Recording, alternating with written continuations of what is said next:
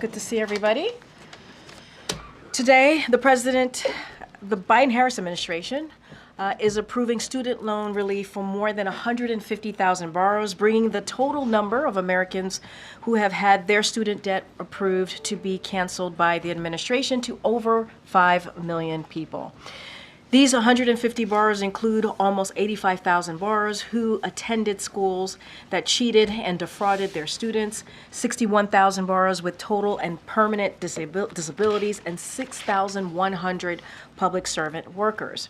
This announcement builds on the historic actions our administration has taken to reduce the burden of student debt, hold bad actors accountable, and fight on behalf of students across the country. Today's milestone isn't just a number, it's life-changing debt relief for 5 million people and their families who now have more breathing room to buy homes, start small businesses, save for retirement, and much more. Now turning to the latest in California wildfires, President Biden and Vice President Harris convened their team over the weekend to receive the latest updates on the firefighting and how federal resources are supporting the state and local efforts. Local, state, and federal firefighters continue their fire suppression and containment efforts across Los Angeles. They are making progress, but to be clear, the situation remains extremely active, especially as winds pick up again. These firefighters and other emergency personnel are heroes. Many have lost their own homes and belongings and are working day and night to protect communities that remain at risk. At the President's direction, hundreds of federal personnel, including aerial and ground support, are in California to assist with firefighting efforts and to help communities. Hundreds of firefighters from neighboring states, including Arizona, Oregon, Washington, Utah, Colorado, Idaho, New Mexico, and Texas, have also traveled to Los Angeles to help. Amidst the devastation, we are also seeing bright pockets of hope and community as neighbors help neighbors by donating food, clothes, coffee, hygiene products, diapers, formula, and much more. Volunteers are working around the clock to organize donations, old and new, and Americans across the country are coming together to help those in need. The best of America shines through, even in the darkest moments. Later this afternoon, the President and the Vice President will be briefed by key federal officials. Our administration remains laser-focused on helping those impacted, and we will continue to use every tool available to support the firefighting efforts. And finally, before I turn it over to our National Security Advisor, Jake Sullivan, I just want to acknowledge April Ryan, who has been covering the White House for 28 years as of today. Thank you for your service and congratulations on this milestone as one of the longest-serving Black White House correspondents. I always appreciate your... Okay, yes, ma'am. Correct. Correction made at the podium.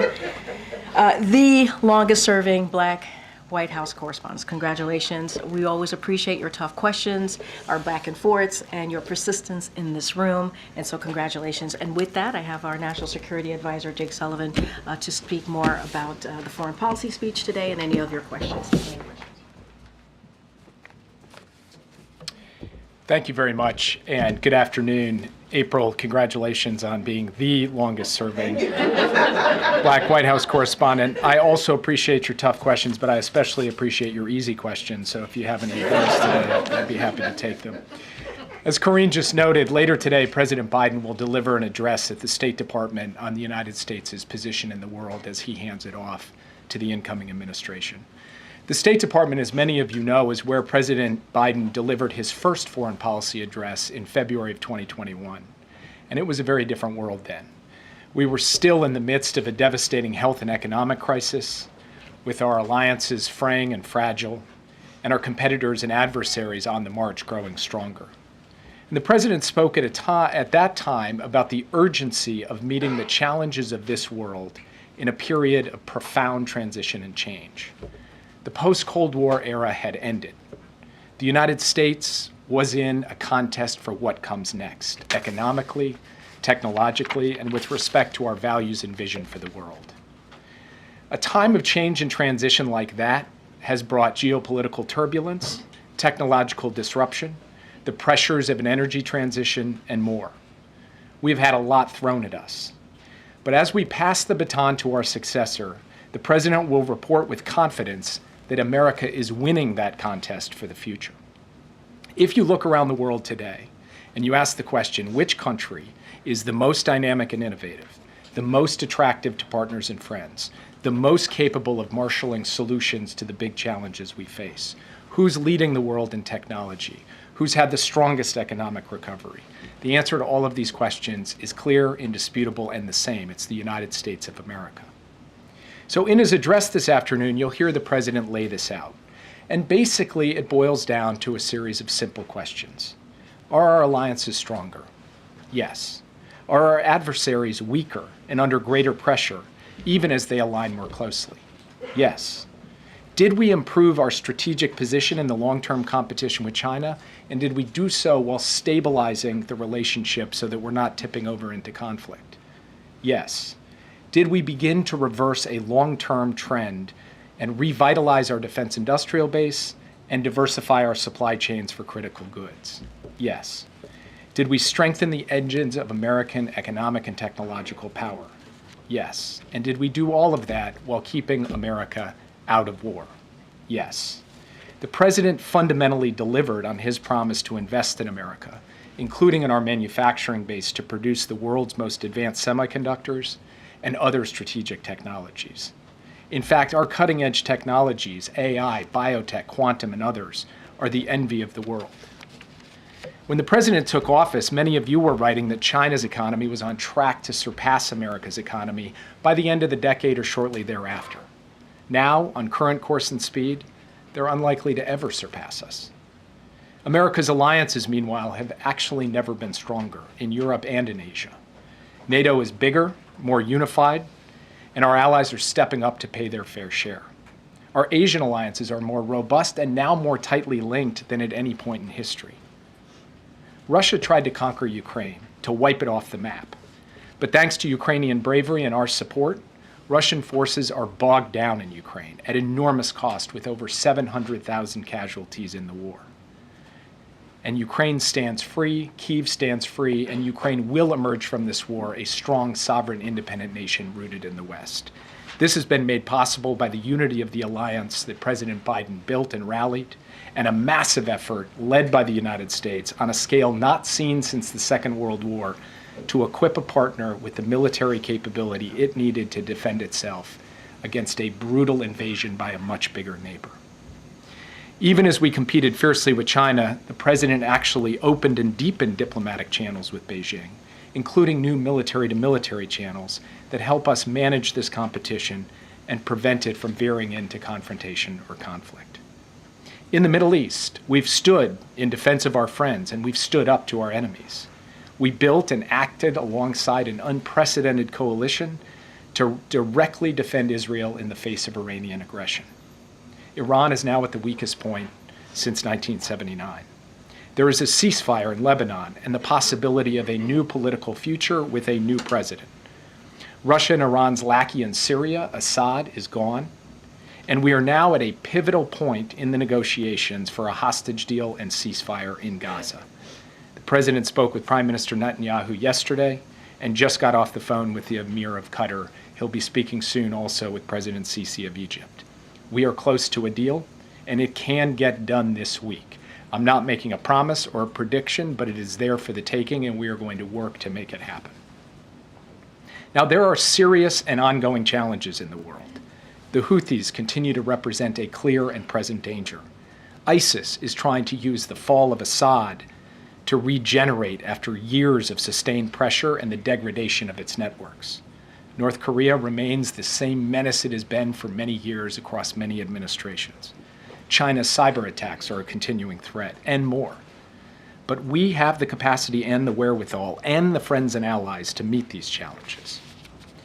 Finally, there are also important initiatives that the next team should carry forward, in our view, that have a strong bipartisan foundation in order to cement America's position of strength in the world and our current lead in key areas.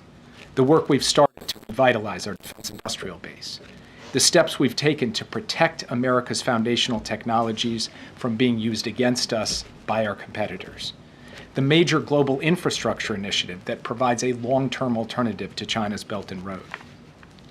Suffice it to say, it's been an action-packed 4 years. But if you take stock of where America stands today, I believe deeply that the incoming administration is starting with a very strong hand. So as we pass the baton, we are doing so, thanks to the leadership of President Biden and his team, from a position of profound American confidence and capacity. And when you look around the world, there is no other country that has what we have to bring to both the competition we face and the challenges we need to marshal the world to help solve. And with that, I'd be happy to take your questions. Yeah. Thanks for doing this, Jake. With regard to the hostages in Gaza, what is it that you've been able to make progress on that makes you feel more confident? And what is it that you still need to figure out how to address to get that deal finalized this week? Well, to answer that question, let me just take a step back. President Biden laid out a framework for a ceasefire and hostage deal last June. That framework was endorsed by the UN Security Council and remains the operative framework for a ceasefire and hostage deal in Gaza. It is the deal that the parties right now are working off of to try to close. So that broad framework includes the phases, it includes prisoner exchange for hostages, it includes a surge of humanitarian assistance once the guns go quiet, which we will be able to move trucks much more rapidly. Since June, we've had multiple efforts to close the deal. We've come close and haven't been able to get across the line. There have been some details, particularly around the formulas with respect to prisoner releases, formulas around the exact disposition of Israeli forces, and other things along those lines. Those details we have been hammering away at week after week, month after month. And now, in the last period, just over the course of the last several weeks, we have accelerated that effort to try to bring this to a close. I was in Israel in December, and then I was in Qatar and Egypt, and I met with the leaders of all three countries, basically to try to help put this on a track to get it across the line. President Biden sent Brett McGurk out to Qatar more than a week ago. He has been camped out in Doha, day in, day out, 24 hours a day, working to tighten up these details and try to get this done. We have also coordinated very closely with the incoming administration to present a united message to all the parties, which says it is in the American national security interest, regardless of party, regardless of outgoing or incoming administration, to get this deal done as fast as possible. And now we think those details are on the brink of being fully hammered out, and the parties are right on the cusp of being able to close this deal. Whether or not we go from where we are now to actually closing it, the hours and days ahead will tell. But I believe it is there for the taking, and we're going to do everything we can to push it to get it across the line. Yeah. Thanks, Jake. Historians one day will write the history of the Biden foreign policy and probably end up summarizing it in 2 to 3 sentences. How would you write those 2 to 3 sentences? I would say that we made our alliances stronger, we made our enemies weaker, we made America's sources of strength stronger, and we did all of that while keeping America out of war. And I didn't hear you mention Afghanistan in your opening at all. How is that going to be addressed in the speech? How would he explain or defend it at this He point? will address Afghanistan in the speech, and it was in a sense referenced because I said we kept America out of war. In fact, President Biden ended America's longest war after 20 years. It had been passed from president to president, sending American men and women to fight and die in a foreign land year after year after year. President Biden was not going to hand that off, and he believes that history will judge his decision to end that war as being the right decision for the United States, that America is better off today, that we are not entering now our 25th year of war, of Americans fighting and dying, of billions and billions of dollars spent in Afghanistan. And what we have been able to do instead is refocus that effort and energy and attention on the challenges of the future. Now, when you end a war after 20 years, with all of the decisions that have piled up over that time, there are going to be challenges and difficulties, and there were challenges and difficulties in the period of the drawdown. But people predicted once we left Afghanistan, it would harm our alliances. Our alliances are at historic highs. They predicted that we would have a safe haven in Afghanistan for plotting terrorist attacks against the American homeland. Terrorism remains a very real concern, but President Biden pointed out before he pulled out that it's a more diffuse and metastasized threat, including the kind of homegrown violent extremism that we saw on display in New Orleans in January. In fact, over the course of these 4 years, we have seen President Biden, that was the first terrorist attack that has happened on American soil. It was not connected to Afghanistan as far as we know. It was connected to inspiration from ISIS. And so President Biden believes that the decision he took has left America in a profoundly stronger position, and he will explain in his speech today why he thinks that's the case. Yeah. Can you talk at all about this unified U.S. approach between your administration and the incoming? And 40 plus years ago, when President Reagan took over, there was this perception that there had been an intention to deny President Carter the announcement of the U.S. hostages. These are different times, different circumstances, but were there lessons from that or a different approach to try to avoid that kind of a repeat? What is the unity? So I don't think that that was primarily the thing on President Biden's mind when he directed us to start working intensively with the incoming administration. What was on his mind is we're in this period of change and transition, and we can't have anything miss between the cup and the lip in the handoff between our administration and the incoming administration. So he told me, sit down with your successor as soon as you possibly can and start working through and mapping out what they need to know and how we can work together in this period of transition to put ourselves in the best position possible. And in fact, we've seen in the context of the Middle East that we have coordinated on common messaging around the ceasefire in Lebanon. And we are coordinated, very closely coordinated, including with Steve Witkoff and Brett McGurk, around trying to bring this hostage deal to a close. And it's because there is a spirit being brought to this work which says these are not partisan issues. These are American national security issues. And it's the kind of spirit that President Biden has brought to this job from the very beginning, that set the politics aside, do what's right for the country, and have our team work with the incoming team in that regard. And I have to say, our coordination thus far, the engagement we've had, it's been professional, it's been deep and substantive. And yes, we disagree on a lot of things. And I'm sure that in the months ahead, I'll have my share of criticisms, just as Mike Waltz has had his share of criticisms of me. And this is not about us seeing everything exactly the same way or coming at things from the same perspective. But it is about a shared view that a time of transition is a time of risk, and that it is critical that we close ranks as Americans to say, no one can take advantage of us, but we will try to take advantage of every opportunity available to us in this critical period.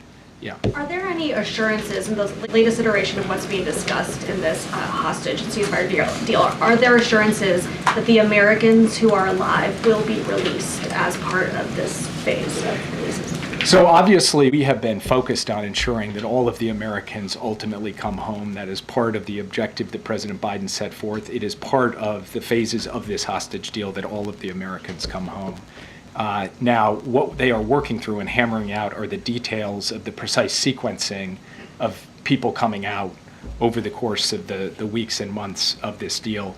That's getting hammered out as one of the final details, but a paramount priority for President Biden, as for the incoming team, is ensuring that we ultimately get all of the Americans reunited with the families, and the remains of those Americans who have tragically passed away are also brought home so that they can get the proper burial that they deserve. So would they be in the first phase?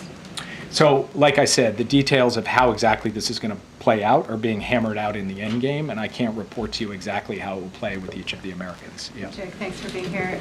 So just real quickly on the Gaza hostage situation, how many of the 98 hostages that are still held are believed to be alive, all 98?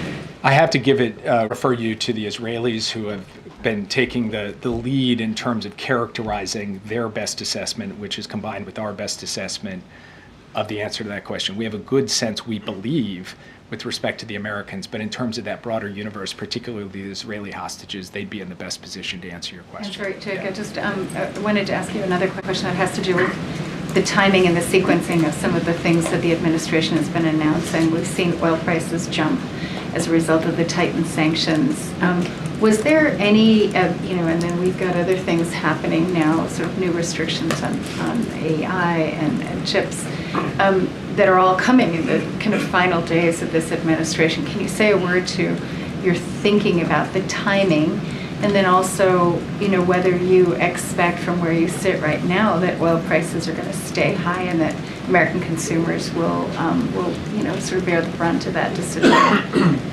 Well, first, remember that when the Ukraine war started in those early months in 2022, oil prices spiked way above $100. The price environment for us to put sanctions on Russia's oil sector at that time would have meant a really significant hit to the American pocketbook and the American consumer. The price environment today is profoundly different. You said spiked. Actually, oil prices today are significantly lower than they have been over an average in the past few years. So actually, we have just a fundamentally different price environment, and that is the reason for why now. Because President Biden was not going to impose sanctions on Russia's oil sector if it meant an undue burden on American working families. He does not believe that the action he took places such an undue burden on them, and he believes, as you project out over the course of 2025 on supply and demand, that the oil market is very well supplied, that oil prices will stabilize in a place that does not impose undue burdens on American consumers, and that on the one hand, we can hit Putin's pocketbook without, on the other hand, taking too big a whack out of the American people's pocketbook. That was not an opportunity available to us 1 year ago. It is now an opportunity available to us, and that is why the president took this decision. The other point that I would make is that the new team is setting up for a negotiation. And in a negotiation, you need leverage. And part of that leverage has to come from the kind of economic pressure that makes Putin see he's going to continue to pay a significant price economically. And so this is also in service of an effective diplomatic outcome that will produce a just and sustainable peace for Ukraine.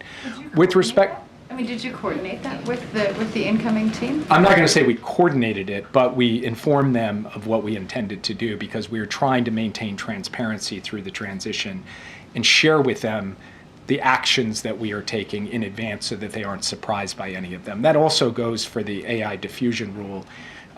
Again, not coordinated, and I don't want to suggest that, but we're transparent with them about the steps in that regard. We have been working on that issue for going on a year now. It is a complicated question because we're trying to strike the right balance between ensuring that the frontier of AI stays in the United States of America and our close allies, while also ensuring that the rest of the world can benefit from AI and get the hardware that they need to power AI applications going forward. So that balance required a huge amount of work and back and forth and many principals meetings, conversations with the president. It ultimately came together towards the end, but we've been telegraphing for some time that this rule was coming. And the key for us was making sure that we had it in place. But we also set up a 120-day comment period so that we're not putting the next administration in a position where they immediately have to start moving out. They can take comments and they can make judgments at that point about what the best way forward is. We think this is, in a bipartisan spirit, the way to best preserve and protect America's lead when it comes to artificial intelligence. Yeah. Thanks. Two questions. First, can I go back to something Josh asked at the outset, which is why you all believe that this ceasefire deal is sort of near its ending point, near the finish line. Can you offer some additional specificity about what has changed? Because I feel that we have heard you all express a level of optimism many times at various points over these last several months. I'd have to go back and check the record of my level of optimism, at least in recent months, because in fairness to your question, there has been a little bit of a Lucy in the football quality where we thought we got really close and then it just didn't happen. But I haven't stood at this podium and said anything particularly optimistic about a hostage deal in quite some time, and that's because we haven't been in the position that I think we are in today. Why is that? It's because the gaps have fundamentally narrowed on the key issues. The formulas over prisoner exchanges, the formulas over the details of how Israel's forces will be postured in their pullback in the Gaza Strip, the details over how to conduct the humanitarian surge in the wake of the guns going silent. These things now, on paper, the gaps between the two sides are slowly getting removed one by one, and issues are closing.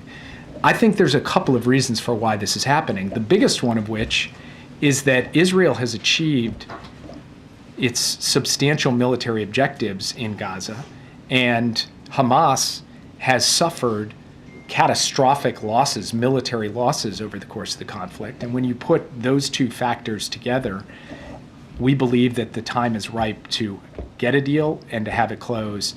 And our hope is that it will happen here in the near term. Now, I cannot predict you it will. I cannot promise you it will. And, if in 5 days it hasn't happened, I will be the person who is probably least shocked by that. But I think there's a chance we can close this. And I think because of that good chance, we have to use every ounce of our diplomatic effort to try to get it across the finish line, because that would be good for everyone. And it's also profoundly in the national interest of this country. Yeah. Thanks, Jake. How do you view Donald Trump's re-election in the context of President Biden's foreign policy legacy? And how, in your view, is it not a rejection by voters of the Biden administration's both worldview and its robust engagement with multilateral institutions, which by your own admission has been a cornerstone of President Biden's presidency? Look, I'll leave it others to judge the reasons for why the election went the way it did. I'm not in a good position to be a political pundit up here, but I do not believe that the evidence bears out that foreign policy or questions of multilateralism were the central driving issue in the outcome of the election. American people are complex beings, human beings. We're all complex beings. So we can think one thing about inflation and another thing about alliances. And a vote doesn't mean that it's a rejection of everything President Biden has done by any stretch of the imagination. So there will be time for us to sort all of that out. President Trump will make his own decisions about how he wants to pursue his foreign policy. The question for us is, are we putting him in the best possible position where the United States is actually standing with confidence and capacity in the world? And I think if you look at the health of our alliances, you look at the fact that we are not bogged down in war, you look at the state of our competitors and adversaries, and then you look at these fundamental underlying sources of strength. I mean, whether it's in manufacturing or it's in technology or the reversal of the slide in our defense industrial base, these are the things we can give to the incoming team. What they do with that is fundamentally up to them, and then the American people will judge whether they like that or don't like that. We are just going to do the best we can. And then I think when history judges the baton as we pass it off, the hand as we pass it off, I think it will judge that we are leaving things to Trump in terms of America's core strengths better than we found them. Yeah. Jake, as you wrap up your time as National Security Advisor, what do you consider to be the greatest geopolitical threat facing the United States right now? So, I think one way of answering that question is to point to the potential for China's aggression in the coming years, to point to Russia's continuing challenge. But I'm going to answer the question in a little bit of a different way, which is I genuinely believe the most consequential thing happening in the world right now is this scale, pace, and breathtaking speed with which AI is going to transform the global landscape. And it's either going to work for us or it's going to work against us. And in order for it to work for us, we have to stay ahead and we have to shape the rules of the road. Biden administration put forward the first international set of standards on artificial intelligence codified by the UN General Assembly. There's more work to be done on that front. The Biden administration has made the investments to ensure we have the lead in AI right now.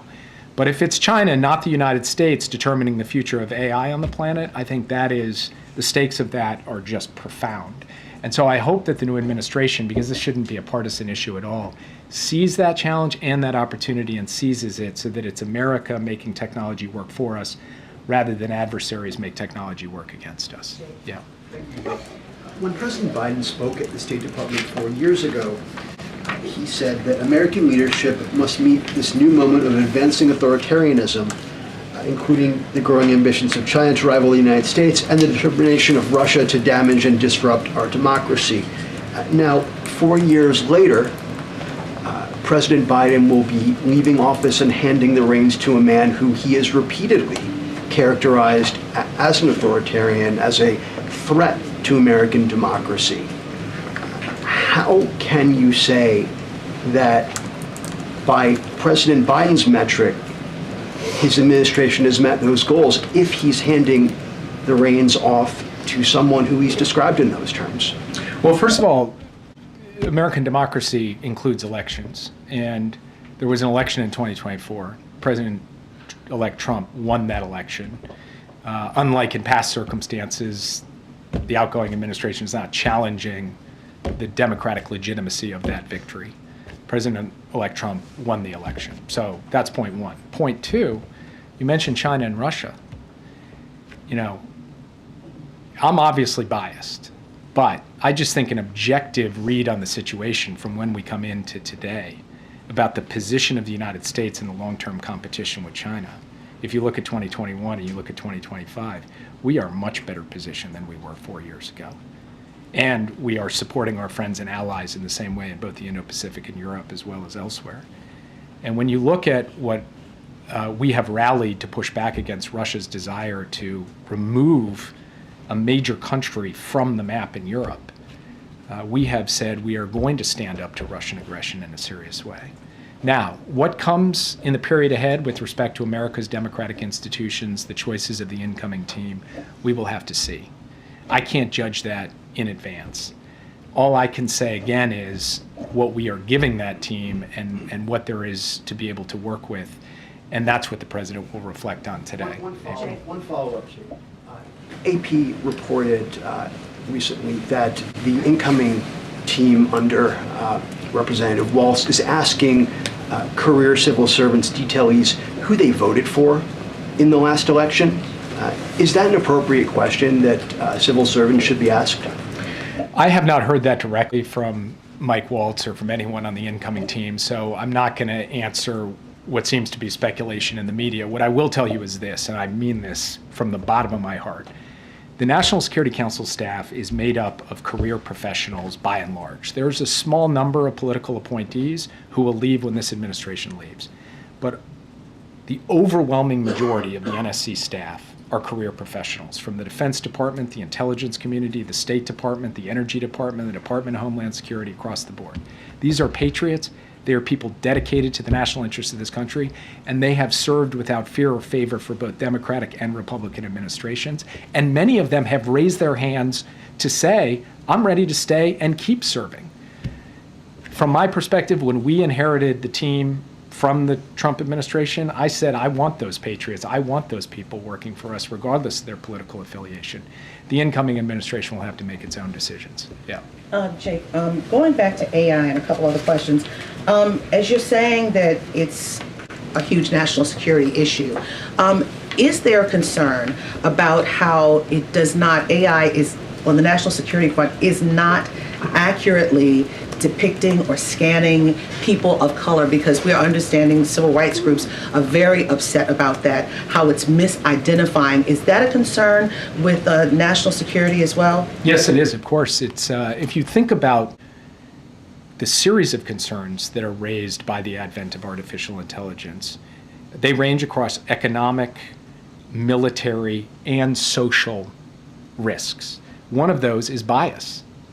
And there have been a lot of studies to show that bias is a genuine challenge when it comes to artificial intelligence and the ways in which that could undermine social cohesion in the United States and globally has national security and terrorism has national security implications, and is something that we have to contend with. It is part of the president's executive order on artificial intelligence, alongside a number of these other risks. And also two other questions. One on hate. On the national security front, where do you see hate going in the next couple of months, next couple of years, as we're seeing a change in administrations and a change in attitude? I think hate-fueled violent extremism of multiple stripes is something that when we came into office, we saw as a real challenge. And as we leave office, we've built a lot of tools to try to prevent and disrupt this kind of violence. And going forward, it remains an ongoing threat. And it takes many different forms. But I think it's incumbent upon every leader to try to work on a bipartisan basis, on an American basis, to address the root causes of this hate, to try to speak to how we turn our discourse in directions that reduce the oxygen that is given to it. And that's something that when I leave government, I will personally try to contribute to lowering the temperature and to increasing the degree to which people feel that they have a place and do not need to turn to this kind of violence to express themselves. And lastly, sub-Saharan Africa has a large piece of national security connected to it. During the first term of then President Donald Trump, Africa was not on the page. Do you believe that Africa needs to be on the forefront for, when it comes to national security, for the incoming administration? Absolutely, yes. And I will say that in my conversations with my successor, one of the things that he's asked a lot of questions about are the investments in infrastructure, physical, digital, energy infrastructure in Africa, the high standard investments we've tried to stimulate and that have gotten bipartisan support from the Congress. He's asked a lot of questions about how to carry that forward. So my hope is that, in fact, just given the sheer significance and stakes at play with respect to the African continent over the coming years, that is a priority for the incoming administration. I'll take one more. Yeah. Our office in Jerusalem is reporting that the hostage deal is imminent, and actually President Trump might go and get the American hostages on his plane. Do you believe that the threat by him of turning the Middle East into an open hell has pushed both Hamas and the Israeli government to deliver this? And second, what's your reaction to the election of Lebanon's new prime minister, who's anti-Hezbollah, but also he's a judge on the ICJ that opened a case against Israel for crimes against humanity and war crimes? So on the second question, President Biden had a good conversation with the new Lebanese president, President Aoun. I believe there's a huge opportunity for Lebanon to turn this ceasefire and the degradation of Hezbollah into a new chapter for Lebanon that is brighter and built not on terrorism but on the future. President Aoun has made his selection of a prime minister. Now it's up to the parliament in Lebanon to take that forward. I'm not going to comment here today on the particular selection other than to say that we believe President Aoun can steward a new chapter for Lebanon, and he's making his selections of who will be a good partner for him in that regard. With respect to the question about President Trump and his comments, you know, he's talked about all hell to pay, all hell breaking loose and so forth. One thing I would observe is that if you're Hamas, all hell has been breaking loose on you for 14 months. The Israelis have destroyed their military formations, taken out their top leadership, removed their military capabilities in significant dimensions. So the Israelis have not been holding back when it comes to going after Hamas, and I'm not quite sure what it would mean to add further military pressure to Hamas beyond what has already happened. But I do believe that the consequence of all of that degradation is that we are finally at the point, both from Israel's perspective and Hamas's perspective, where a deal could come together. And then deadlines matter. And trying to drive to do this towards the end of the Biden administration is focusing the minds of people. And we are coordinating closely with the incoming administration to make maximum use of this particular period to get this thing done. So I'll leave it there. I just will say one last word, which is, I hope this is my last time at this podium, at least for a little while. I don't mean that in a negative sense. I mean, the only thing that would bring me back is an unexpected event in the next few days, which, as you all know, is totally possible given everything you've seen over the course of the past years. But if it is, in fact, my last time before you, I just want to say thank you for what you guys do every day. Thank you for putting up with me. It's been an honor to be able to really try to illuminate these issues through tough probing and penetrating questioning. And can't say I've always enjoyed every moment up here, but I certainly have been privileged to be able to do it. So thank you guys very much. Thank you. We appreciate you coming. Thank you. People clapping in the back. Thank you, Jake. Thank you for your service, and it's truly been an honor to serve in this administration with you. We I wanted to give Jake as much time as possible. We do not have a lot of time because, as you know, the president is going to be heading out to the State Department to give his final speech on the foreign policy. So trying to figure out what's the best thing to do here. I can take a couple questions, but we are going to have to end in about, yeah, okay. I apologize for that. Okay, Josh, good to see you. Good to see you. Hopefully it's not my last time to see you at the podium. We can do a separate briefing later. Okay. Don't put anything out there, please. Some Republicans are saying that wildfire aid should be tied to increasing the debt ceiling. What does the administration make of that, and what are the plans for continuity for people that are wondering about what the next week could hold for them? Yeah, so look, I'm not going to get into these hypotheticals and potentials of policies and what's going to happen moving forward. We are very much focused on what's happening on the ground, helping local and state officials, and certainly we see what the brave firefighters are doing to trying to contain these wildfires, protecting lives and property, and it has been just amazing to watch this certainly unprecedented event. And so what we're going to do on the federal level, as you've heard this president, we've read out calls that he's done, briefings that he's done. You've seen him in person, take questions from your colleagues about the federal response here. And what we want to do is ensure that we provide every resource available to firefighters, to first responders. And so we will, our commitment right now is to continue to support the communities on the ground through different disaster assistant programs and federal government that the federal government could certainly provide. And so that's our focus. Not going to get into what it could look like down the road. What we want to do is make sure that we are dealing with this unprecedented, horrific, catastrophic moment that we're seeing Southern California having to deal with. And we are very appreciative of firefighters, first responders, and obviously the community that we're seeing on the ground is certainly heartwarming. Hi. Thank you, Karine. If I don't see you again in the briefing, thank you for always. You could have stopped taking the hard questions years ago, and you didn't. So we appreciate that. Over 2 years, my friend. This is let's say one last dance, right? I don't know how I'm going to fill my dance card now. How will I fill that void without you? You tell me. You tell me. So start some rumors in here, I guess. He's getting red too. Look at him. So a week from now, it's all over. Yes. Between next Monday and 2028. 2028?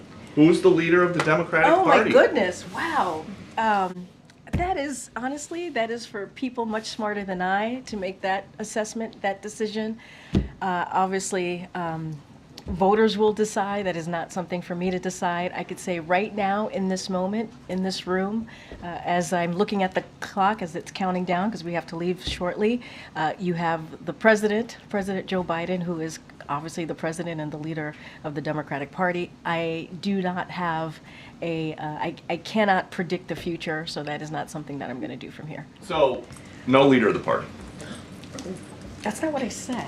Well, it's not President Biden, and it's My not gosh, Vice President. I'm regretting this right now. DNC, Regretting all of this. It's nobody. That's not what I said. I said that you asked me about what's the 2028 is going to look like between now and 2028. I can't, or post obviously this president's tenure. That's not for me to decide. That's not for me to speak to. I could only speak about the here and now, and that's why I appreciate this job and what I'm doing right now. And President Biden says that he's not going to be out of sight, out of mind. But isn't that what voters basically said that they wanted? Is him gone? So, look, this is a president that has served more than 50 years, who has given all of himself, if you will, right, as a public servant, whether as a senator, as a local elected official, as vice president, and now as president. I think anybody who has served that long and does it from their heart and soul because they believe this country deserves so much more, they believe that the American people deserve more, and has worked day in and day out and certainly as president in the last 4 years, I think deserves some respect. I think he deserves some respect. And so I'll leave it there. Go ahead, Jean-Pierre. One quick one on the fires. Obviously, 24 people so far we know of who died in the fires. Has the president reached out or been in touch with any of their families directly? So look, our hearts obviously go out to the families who have lost a loved one in these devastating fires, and certainly the victims in the community out there. It is again horrific. And as you know, and you all have been reporting this, local officials obviously confirmed additional deaths over the weekend. And so the president, I don't have any calls to read out as the president has made to families. Right now, the president's commitment, and you're going to hear him in a couple of hours when he returns from the State Department, where he does wildfire briefing with his team. What we're trying to do is use every resource available so that we can help we can help respond and certainly save lives. And I'm going to let certainly Los Angeles County speak to the numbers and how any information that they may have. I don't have anything right now to share on any conversations that the president may have done as it relates to families and victims. But it is devastating, and we're doing everything that we can to offer up resources on the ground. As you know, we've been talking about this. I know. One more. Go ahead. There are reports that the Biden administration this week was set to announce Medicare price negotiations. And Bloomberg is now reporting that Eli Lilly has asked the U.S. government to pause its forward march with drug price negotiations. I was just wondering if you can provide any update to if those rollouts could be coming this week and kind of give an update to what's going on. I don't have any update to share at this time. Certainly not going to get ahead of any potential announcement that we may have. As you know, the Inflation Reduction Act was incredibly important in lowering costs for Americans as we think about, if you think about obviously climate change, it was and what we're seeing with the wildfires, it certainly is the most proactive piece of legislation that we were able to get passed to deal with climate change. But as you asked me about this particular question, look, we were able to beat Medicare. That is something that this president was able to do. Now you see Medicare is able to make negotiations. I think you remember about a year or so ago, Eli Lilly was able to bring down their cost on insulin. And a lot of that was because of what this president did on capping insulin for seniors, which makes a big deal, is a life-changing effort for seniors. And so, look.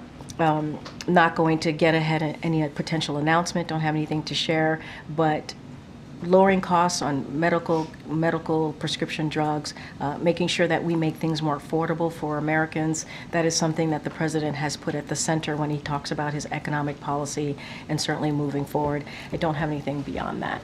Guys, I will see you. I'll be back. I'll be seeing you. There's been a lot of disinformation and misinformation about the response to the California fires.